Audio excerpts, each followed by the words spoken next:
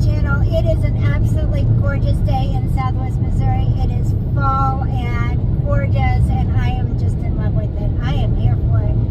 I am going to show you a craft that I actually did back in the summertime, and I was really impressed with how it held up in the summer. It was hot.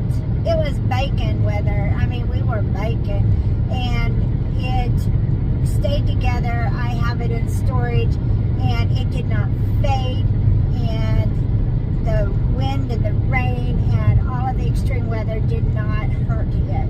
And so I went ahead and I made one for the fall season because I was really pleased with how it turned out in the summertime. So come craft with me. I purchased 4 of the wood arrow signs at Dollar Tree, and I took I call them tin snips, they're wire cutters, and I just pulled the staples out on the ones that were giving me a little bit of difficulty, but most of them, when I just tugged on the little jute twine that was stapled into the little wood arrow sign, it just popped right out. But a couple of them gave me a little bit of trouble and left the staple in, so I just took my little wire cutters and I just pulled the staple right out. It was just a really easy peasy thing. And then I took my sanding block that I purchased at the Dollar Tree. I could also purchase that at Harbor Freight. They come in handy. And then I just sanded over the little rough spots where the staples were at. I used Waverly chalk paint on the arrows because I did not want to spend a lot of time putting a lot of paint in. Waverly chalk paint just covers amazing. I mean, I love it. And so I used maize on one of the arrows, and I did go ahead and paint the sides, and I painted the both sides. And then I used crimson on one, and I just wanted to give it a really good coat, and just one coat because I didn't mind if it looked a little bit rustic and kind of weathered, because I'm gonna put this outside, so I didn't care if it already looked a little weathered and rustic. And then I used pumpkin on another one of the arrow signs, and I love the color, the pumpkin color.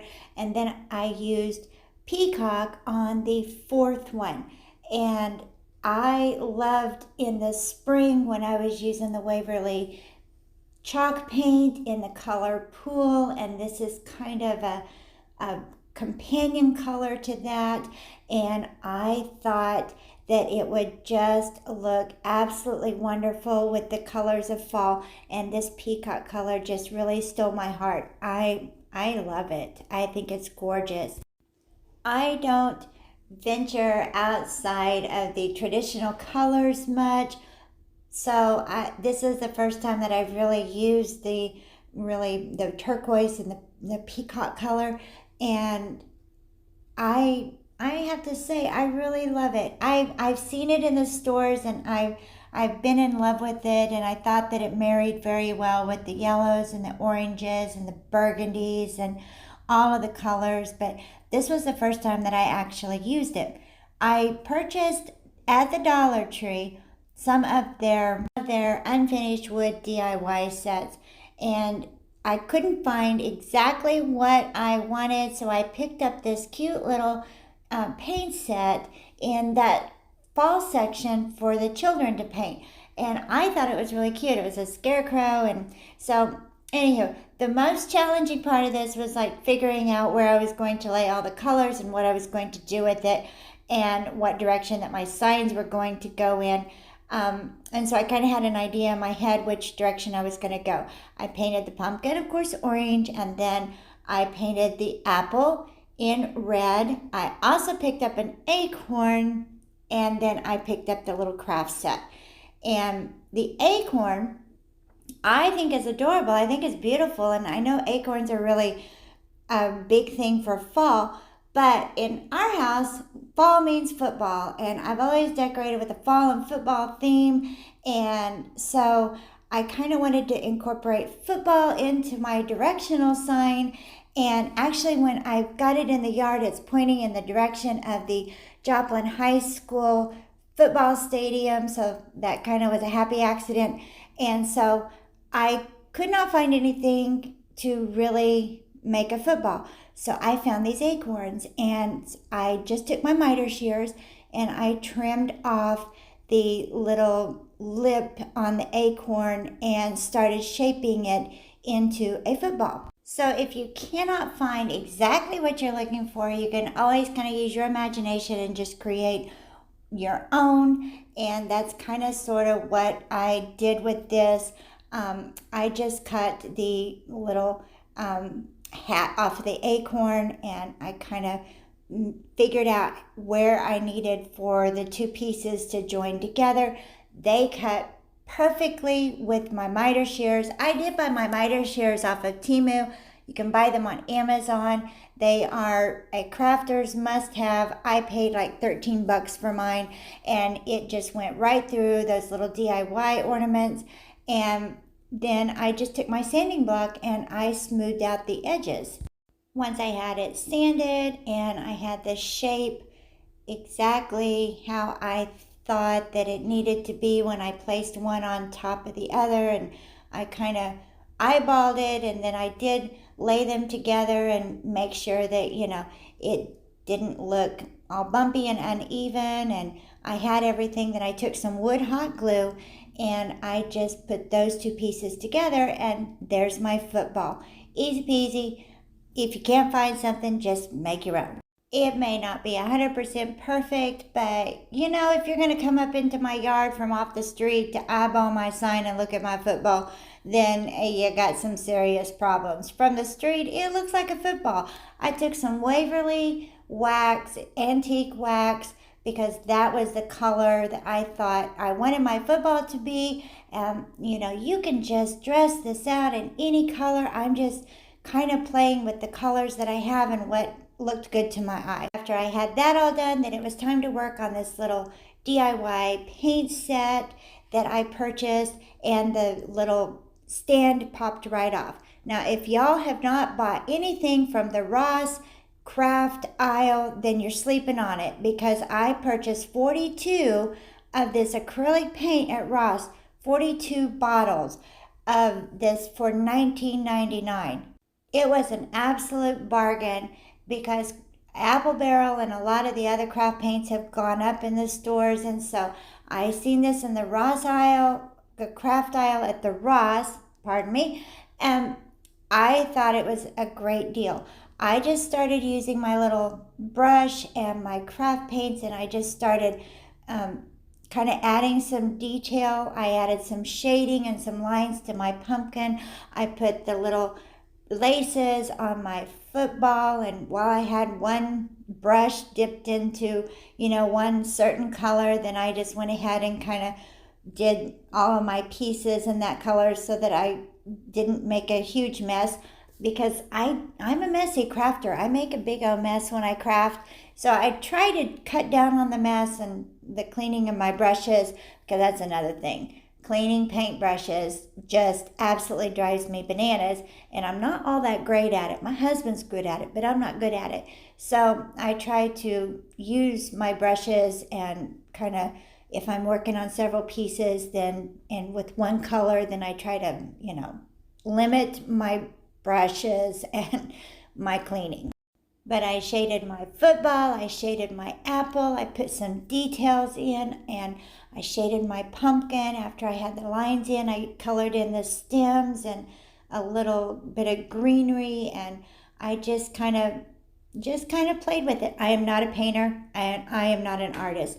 So I was just kind of going by what I thought it needed to have to make it look a little bit more realistic. And there you have it. Other people can paint like a dream, me, not so much. I do what I gotta do to get the project done and make it look as nice as possible, because I'm not an artist, y'all. That's just it. I purchased at the Dollar Tree in the teachers section this full sheet of stickers. and they were letters, and they were such a find because they actually, instead of A through Z, then you had to buy multiple sheets to get, a couple of E's. They actually had, 3 E's, and they had 3 A's, and they were and they were in fun colors, and they had several different kinds of prints. I used this sheet of colors because it kind of coordinated with what I was going on with my fall colors. And I had never worked with these stickers before, and so I was kind of anxious and curious to see how they would turn out. And they actually laid down really well. They don't stick as well as like the outdoor stickers do, the poster stickers do, but I'm going to glue these down. I'm going to Mod Podge over them. So for my project, they worked out very well. Once I had all of my stickers placed where I wanted them, then I just started gluing on my wood pieces. And I am fully aware that pumpkins and how to spell it, I know all that, but I went with pumpkins because I'm from the Midwest, and it tickles me every time I hear someone call them pumpkins. And so I went with pumpkins, apples, football, and then I went with corn maze because those are the most fun things that we do in Southwest Missouri in the fall. And so that's kind of what I chose, and I did it in kind of a little topsy-turvy kind of way. But yes, I do know what a pumpkin is and how to spell it. I just went with something fun on this one. Also, I didn't want to use up another sheet of stickers. I just wanted to work with what I had. I went with Mod Podge, 2 coats. I let one dry, and then I went over with the second coat over this directional sign because I had done this back in the summer, and I used Mod Podge, and it held up perfectly fine in the elements, wind, rain, heat. And here lately, we've even had a cold snap, and this little directional sign is still standing up, and the Mod Podge has worked absolutely wonderfully. I bought these plant stakes at Dollar General back in the summer. They were $1 a stake. You could use wooden square dowels from Lowe's or Home Depot, or you could use a round dowel. But I had these, and so I was going to use them. When they come out with them at Dollar General next year, I will buy even more because I absolutely love these little wooden plant stakes. They were $1. I mean, that's a bargain, and they are so much fun to craft with.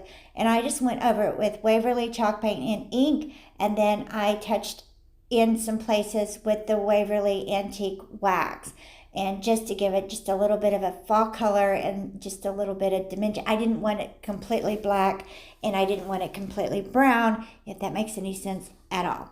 I didn't go for full coverage. I let some of the wood kind of poke through and peek through. This is going outside, so I knew that it would look weathered, so you might as well start off that way. And I just wanted to cover up the lighter colored wood. And then once I had that, I went in with the super glue wood glue that you can buy at the Dollar Tree. And then the hot glue, the hot wood glue. Those, I don't know why that always trips me up, but I went in with the super glue wood glue from the Dollar Tree, and then the hot wood glue sticks I buy mine at Walmart, and they only come at my Walmart in the mini glue stick form. I don't know why.